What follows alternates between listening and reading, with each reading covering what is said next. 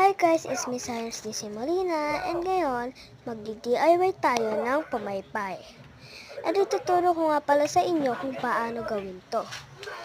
So, titiklupin mo lang siya at sa likod ay titiklupin mo ulit. At pabalik-balik mo itong titiklupin. So, ayan, tinitiklop ko na nga siya. Pinas forward ko na para bumilis. Ayan. At saka nyo naman lagyan sa glue bawat gilid. At idikit nyo sila. Pagkatapos, tiklupin mo naman yung baba at lagyan mo ng glue kung saan natiklop yun. Ayan. Ganyan ko muna. At gagawa naman tayo sa isa.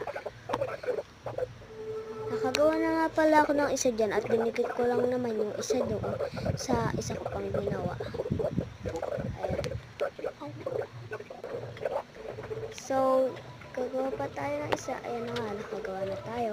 At ididikit natin siya.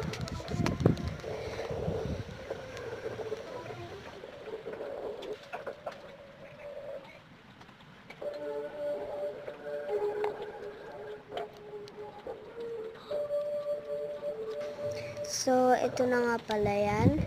At gagawa tayo ng kanyang tangkay. Iroon mo lang pala yan.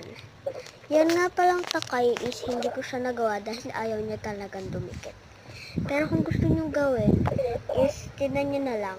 Lagyan niyo na lang siya ng papel sa loob para magawa niyo. Pero akin hindi ko na siya nalagyan dahil mahirap.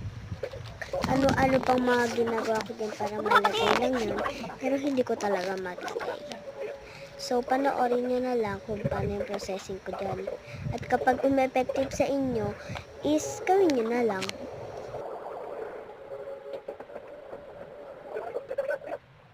Nga pala guys, pag nabibisi ako sa mga ginagawa ko ng mga abubot o kaya ng iba naman, ay nakanga talaga ako. So, pagpasensyahan nyo na. So, ayan, nilagyan ko nga ng yung ibaba at nilagay ko naman yung tangkay. Pero, ayan, yung sa part na yan is nilagyan ko na siya ng papel. At nilagyan ko siya ng glue. At ilalagay ko siya doon. Pero, guys, sa part na dyan is naiinis na talaga ako kasi ayaw niya talagang dumikit.